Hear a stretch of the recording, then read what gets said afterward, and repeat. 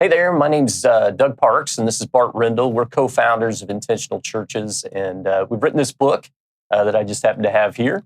It's a book that's going to be super helpful to you. And let me just back up for a minute and talk about why we really exist. And that is to help you as a church leader to intentionally mobilize your 99s, meaning the people of your church, to go reach their ones, their friends and their relational networks, and to grow them up in Christ. And we do that by aligning in thinking and methodology your leadership around the fundamentals and the basics of Great Commission. And the way that that happens is through this thing that we call Church OS that helps you to achieve double impact over and over again.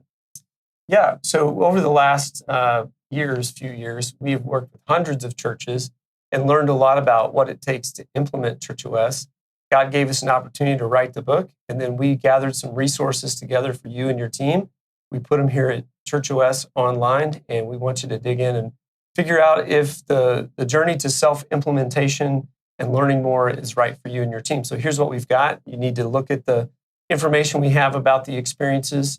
We have study guides, implementation guides, and training videos, quite a few training videos, tips for you as far as facilitating your team through this and implementing it, which is kind of a trick, but we believe it can be done.